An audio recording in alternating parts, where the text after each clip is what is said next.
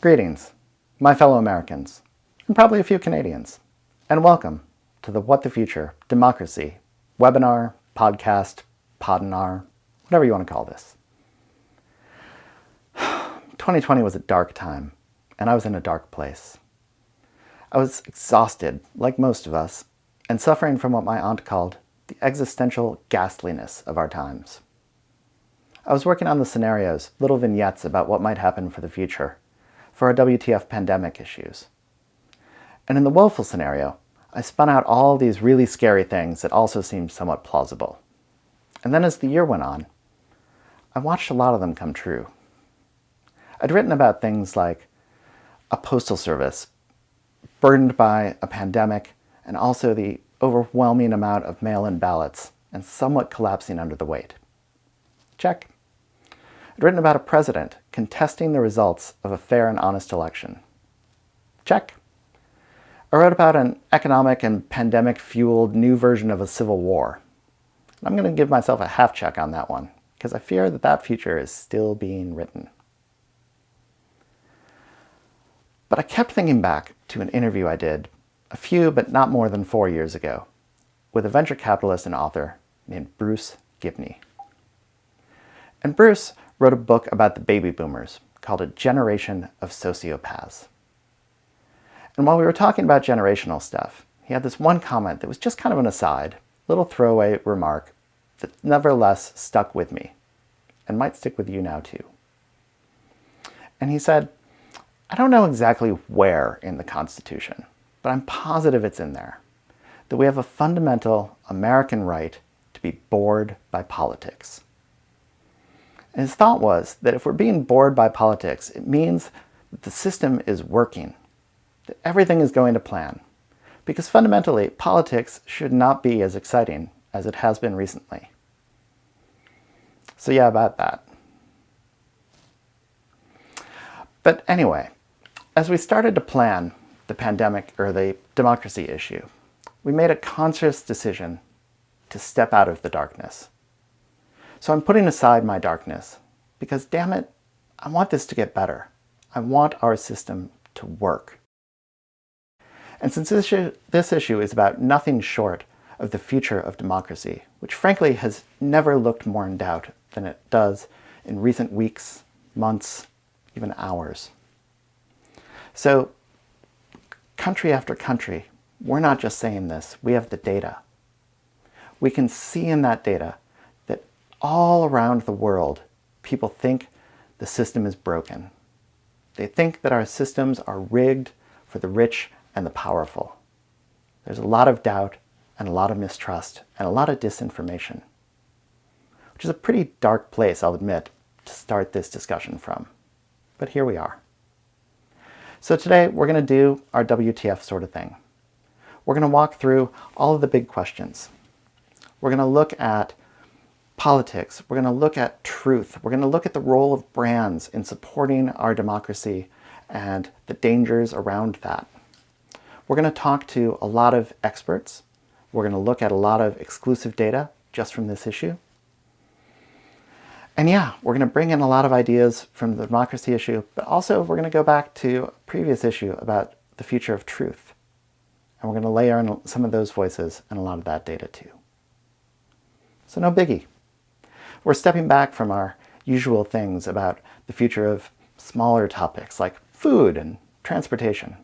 And we're diving into something as rich and important and timely as the future of democracy. So if Captain Picard is your kind of captain, then let's make it so. If you're a more Octonauts, Captain Barnacles kind of guy, then let's do it. As always, I'm your host, Matt Carmichael, the editor of What the Future, and the Vice President of Content and Editorial Strategy for Ipsos in North America. Coming to you live, or actually recorded, from my COVID bunker, here's What the Future Democracy.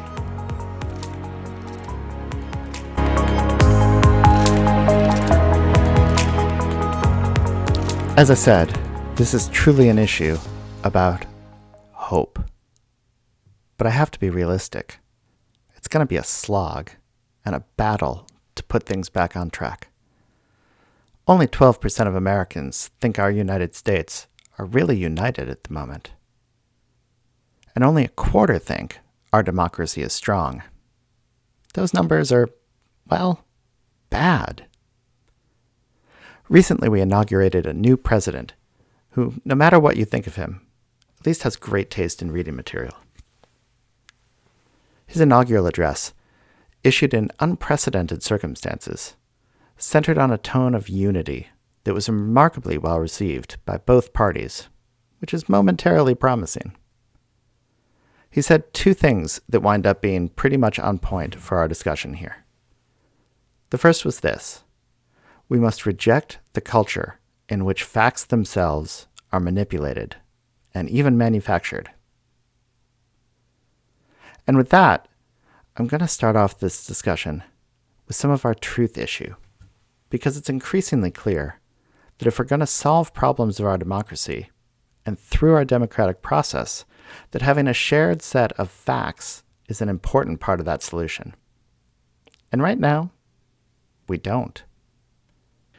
Nearly 1 in 5 of us believe that, here, let me check my notes, that, quote, a group of Satan-worshipping elites who run a child sex ring are trying to control our politics and media, end quote. Another third of us are unsure whether this is true or false. It's false. What difference does that make? I'm going to say this in big letters. We don't need facts to have opinions. Again, we don't need facts to have opinions. And we can act on those opinions regardless. Increasingly, we can find facts to support any opinion. In other words, whether or not we're correct on an issue, we'll still act, vote, protest, share on social, and argue about those opinions at dinner based on what we believe. We'll even fight for it. Part of this is because our party ID is the only ID. It's how we make decisions. It's a shortcut, a heuristic. I see a red hat, I know that guy's my friend. A blue stripe in my flag, that's my people. A brand has a Pride Month ad, I'm picking up their product next time I'm at the store. One could argue that party ID is really the only ID these days. Cliff Young, who heads Ipsos's public affairs in the US, writes that Ipsos advises clients to study party affiliation in their market research as a shortcut to deeper consumer understanding. In fact, we now include party affiliation in our standard banners alongside gender, age, race, income, and other traditional breakouts. Our data shows that party ID doesn't just skew our political beliefs, but you see skews in all sorts of non-political and even consumer decisions. We're reaching a point where we start to wonder if it's possible for Americans to see beyond party affiliation and its tribal cues on any topic. One way we understand truth is through more trust, right? That was a recurring theme in our truth issue. And one of the solutions that kept coming up with the idea is that companies and journalists need to be more transparent. That makes sense, right? If you're transparent, you have nothing to hide, and therefore you're trustworthy. So we interviewed Rachel Botsman, who's an author and a Trust Fellow at Oxford University. And in talking to Rachel, 2 points came up. One is that trust isn't built, because that implies you have control over the situation in your marketing and messaging. And you don't always. Sometimes world events get wrapped up around you. Trust, she says, is given to you by your customers or your audiences. You have to earn it. And transparency isn't the way to get there. Here's why. If you think about it, what people think is that transparency increases trust. But transparency doesn't increase trust. Actually, if you need things to be transparent, you're in a low trust state.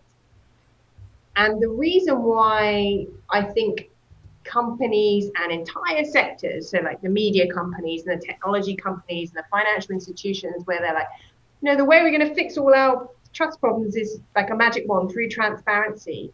It's a very dangerous promise to make, because what you're basically promising is information disclosure. And you are going to get to a point where there are certain things that you cannot share. Transparency doesn't work because we all have secrets that are legit and need to be kept. Maybe it's an anonymous source in a news article. Maybe it's the secret sauce recipe. So if transparency is our goal, we will always, inevitably, fall short. There must be a better way to build truth and trust. And since these concepts are so fundamentally important to a healthy democracy, I'm going to digress a bit and talk about a report we did for our truth issue. In 2020, we got together a global group of publishers who are part of something called the Trust Project, which aims to create trust markers to help social media and search engines elevate quality content. We ran through a futurism exercise and identified 4 factors that could influence trust and truth in the media. We talked through technological changes that have impacted how we get our news and information, the proliferation of disinformation, access issues, including the sad fact that garbage content is always free, but quality news is often expensive or behind a paywall. And finally, the rise of nativist and populist sentiment. We did 2 surveys on our monthly 30-country global advisor, as well as further research in the US. The Trust Project was founded by a journalist named Sally Lerman. I interviewed her for our truth issue, and she talked about the need for shared facts so that we can have a shared reality, and that we can therefore make informed decisions for ourselves and our society. Here's what she had to say. We need people to be able to have access to accurate information, to trustworthy information. 1, so they can make decisions about their own lives. 2, so that they can contribute to their local communities and build a community that they're happy living in. And then 3, so that they can, influence and shape the government. So, but we can't do any of that unless we have a shared understanding of what the facts are. Ipsos and the Trust Project put out a joint report as a companion to the WTF Truth issue. We interviewed Ipsos leaders and publishers from around the world. You should check it out. But we also interviewed tens of thousands of global citizens. Here, quickly, is what we found. 1. Most people are seeing news most days, and they're getting it from all over, from many forms of many media. 2. While many are paying for news and know it, and personally I think a lot of people pay for news indirectly through cable and internet fees and don't realize it or think of it that way, but 2 in 3 say they are only getting their news for free. 3. Just under half of people say they trust content that friends and family share with them, but many also trust content shared by people they don't know personally, like bloggers and influencers. 4. Likewise, just under half of people don't think they are personally being targeted by disinformation, even in countries where they are demonstrably being targeted in ways that have been proven again and again and again in countries like the US and the UK. 5. People overestimate their ability to spot disinformation or non-truth when it happens. And importantly, they are twice as trusting of their own ability as they are in their neighbor's ability to spot disinformation. 6.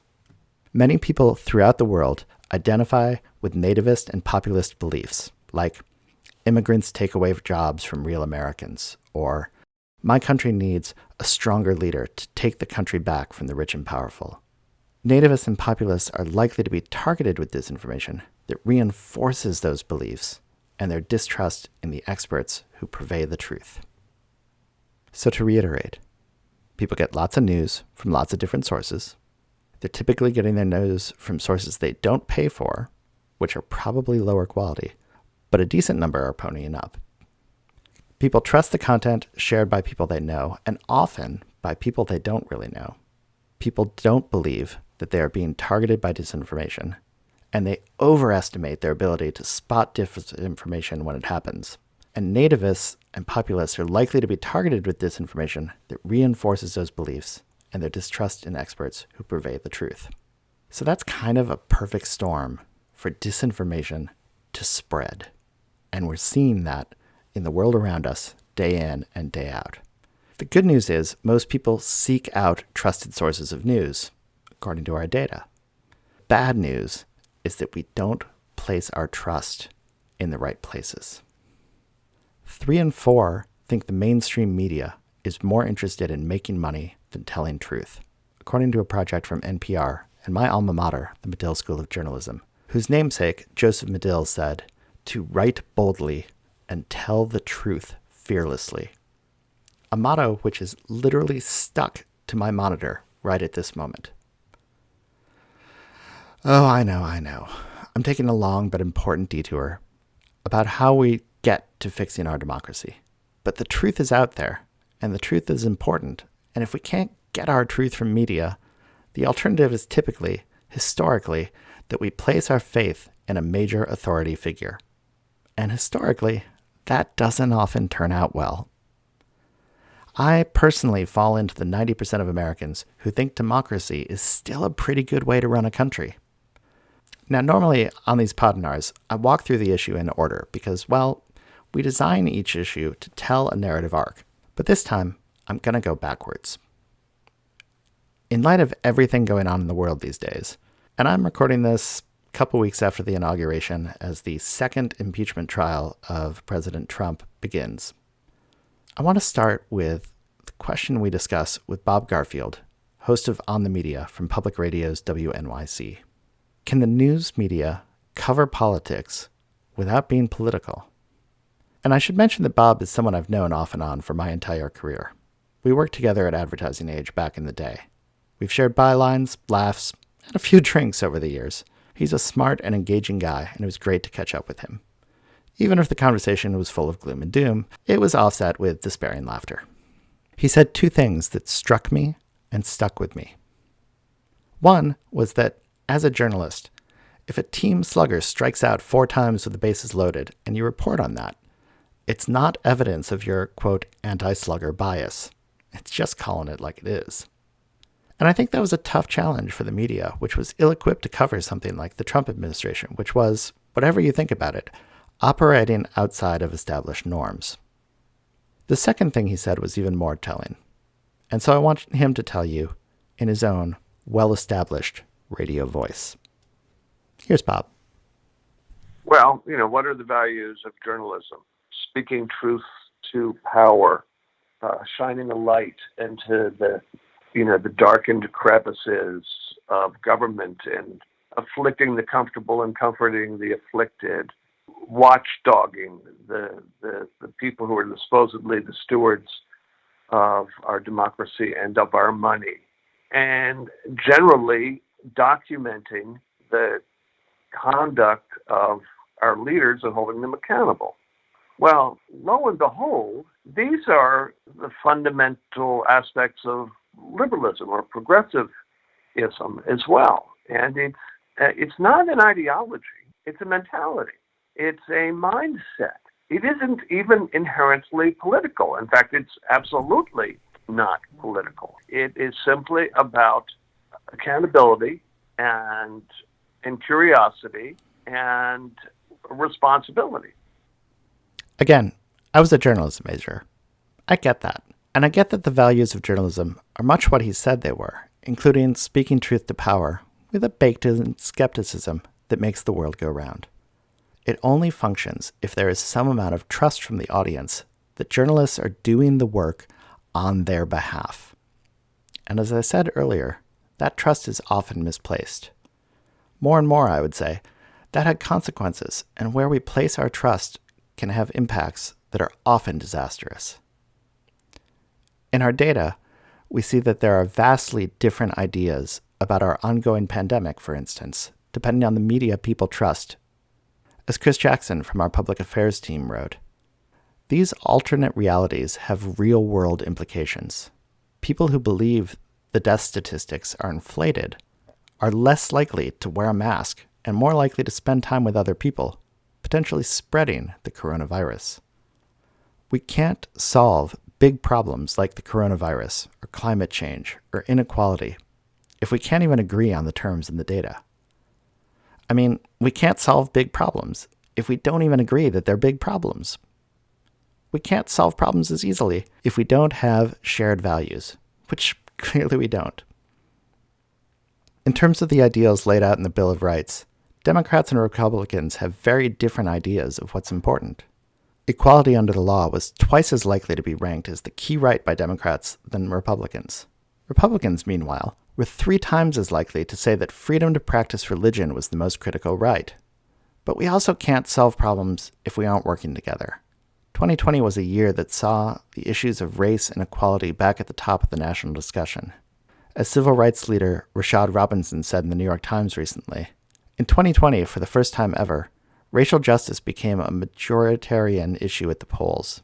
Now we have to do the work to make sure that what is a majority issue actually becomes a governing majority, because that is how you make a democracy function. We don't get racial justice out of a true democracy.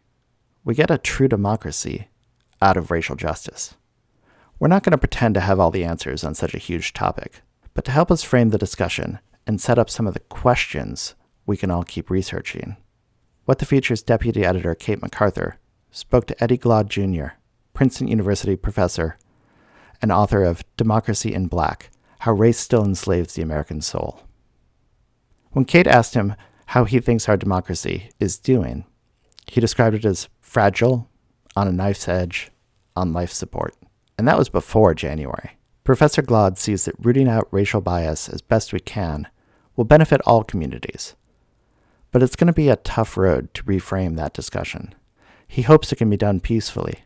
He, quote, wants to bank my all on a peaceful revolution of values, he said, adding that he's not naive. It's going to require being honest about how white identity politics distorts our democracy. It's hard to look at all the events of 2020 and not see divisions by race and ethnicity as huge factors. We're a long way still from equity, and it's a goal that clearly some aren't even interested in. It's not just a political discussion either, it's an economic one. In the context of this discussion, Kate asked him about the role of capitalism in our democracy. Here's what he had to say.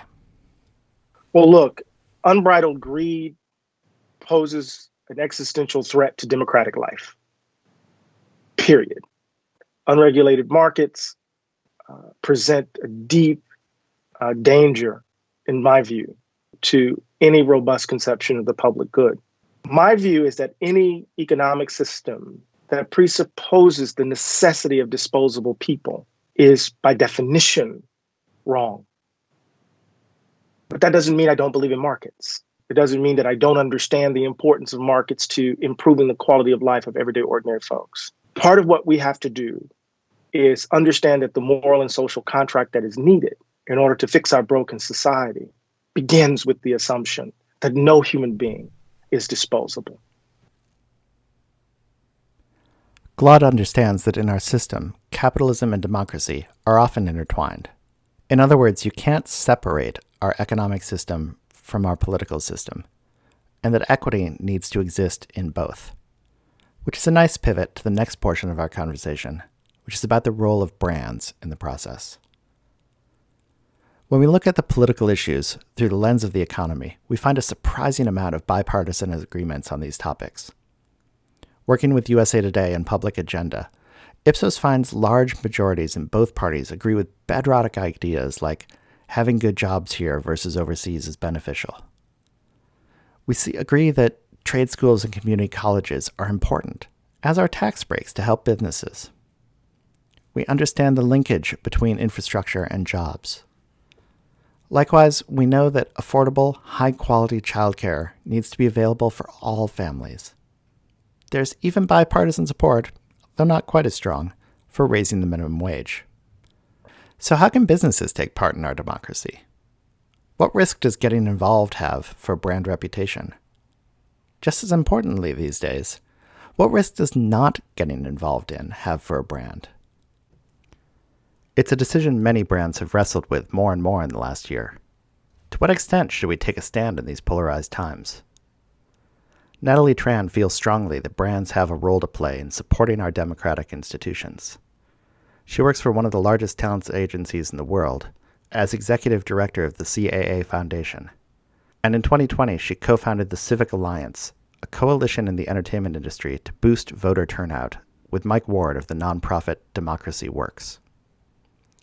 2020 saw strong voter turnout in the primaries and general election despite our crazy pandemic times. That included participation from many first-time voters across demographics. Importantly, she said, for the first time, so many people across the country even knew what the definition of a local election was, or even knew the names of people who were running. We saw companies and brands, large and small, taking part in politics without necessarily endorsing a candidate or a particular platform. Workers were given time off to vote, or even days off to be election judges and poll workers. While she says that every company will handle these things a little differently, there is no reason not to get involved. Yes, this is part of being a good citizen, both to your employees and to your community as well. And what's been exciting is this, I think, has also now evolved and has gone into, in some companies, their marketing plans, how they look at their brand partnerships and how they interact with their consumers. So I think this has also moved into the business side, as well as we are seeing this younger generation not only ask this of the brands that they're purchasing from, but they're almost demanding it or expecting it. Companies are well positioned for this kind of support of our democracy because people trust their employers. Jason McGrath from Ipsos's corporate reputation practice writes in What the Future that, quote, despite low trust in government, for years we've observed much higher levels of trust in brands and companies. This demonstrates an opportunity for a purpose beyond simply generating shareholder returns. This includes working to address societal issues and now, perhaps, fostering greater engagement in the democratic process. Further, in our truth issue, Emmanuel Probst from Ipsos's brand health tracking points out that research shows that not only will people accept this kind of leadership from brands, these days, they expect it. They expect brands to play a role in educating consumers and even taking stances on social issues. As company and brands have a role to play in supporting our struggling democracy, brands might hold one other key lesson for us. What if we look at politics as an industry and try to solve its problems with standard B-school logic and principles? That's the premise of a book called The Politics Industry by Catherine Gill and famed economist Michael Porter from Harvard's Business School. Gill thinks the system is working just fine, but for the wrong people. It's working for those in the system. It's not working for the ultimate customers, the citizens. Thankfully, she actually has a solution, which is why we're bringing her into our discussion here at the end. We clearly know there are problems in our democracy. She thinks that to solve it, and she makes a solid case in her book, we need to do two key things. One is fix the primary system, which ultimately brings us a general election between two polarized candidates. We do that through Final Five voting, where the top 5 vote-getting candidates, regardless of party, advance to the primary, not just one. The second part is ranked choice voting, which gets rid of the problematic system we have now, where the winning candidate rarely has the support of the majority of voters. I spoke to Catherine shortly after Alaska became the first state to enact these ideas for state and federal elections. Here's what she had to say. There's two core problems in our political system. We don't get results, and just think about Congress for this purpose. We don't get results, and there's no accountability for not getting results. There's no accountability because the customer only has two choices. So the only thing that either side has to do to win is to convince the customer, that's the voter, to choose them as the lesser of two evils. They don't actually have to care about whether we really like what they're getting done. They only need us to hate them a little less than the one other choice. And so that's not a recipe for serving the public interest. Gill points to the primary election system as leading to candidates that are more and more polarized. But these reforms she championed aren't very widely known. Yet.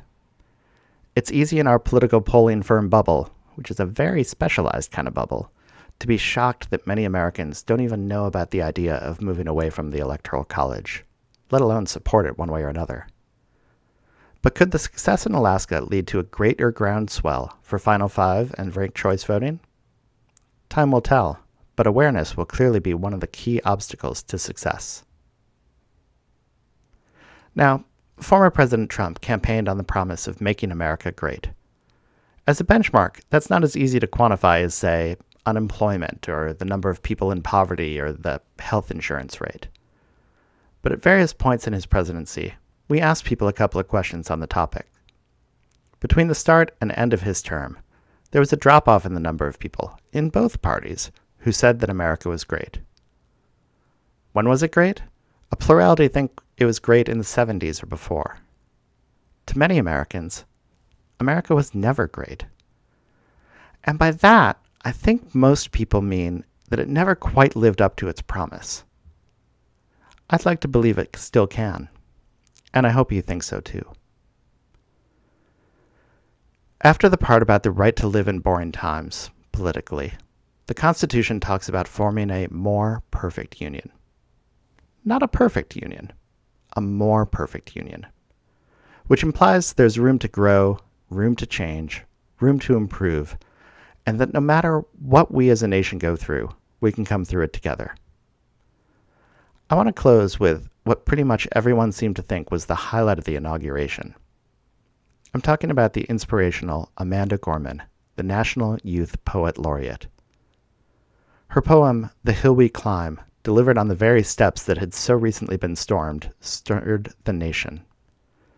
The fact that it was delivered by such a poised young woman made the performance and the writing all the more impressive.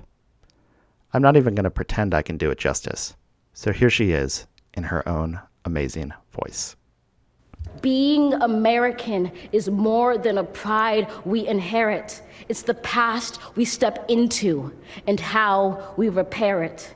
We've seen a force that would shatter our nation rather than share it, would destroy our country if it meant delaying democracy. And this effort very nearly succeeded. But while democracy can be periodically delayed, it can never be permanently defeated. In this truth, in this faith we trust, for while we have our eyes on the future, history has its eyes on us. We, of course, always have our eyes on the future. Everyone we spoke to this issue thinks we're in a precarious place in our democracy. Everyone has their eyes open. None of them are naive.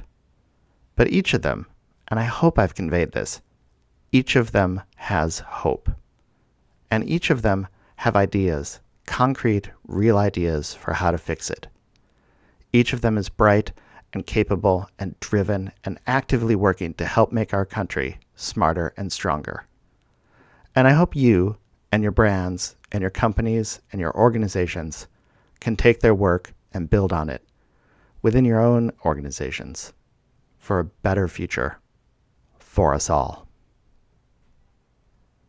And we'll be back next month as we revisit the topic of our inaugural issue and dive into the future of housing. Clearly, the pandemic has changed the way a lot of us look at how we live, the kinds of homes we live in, and even the cities and towns we call home. Stay tuned. It's going to be another great issue, and we look forward to sharing it with you. With that, again, I'm your host, Matt Carmichael. For Kate MacArthur and all the great folks who contributed to this issue, and our guests, I'd like to say thank you for joining us and giving us your time. As always, you can get all the data and the full report at future.ipsos.com. See you next month.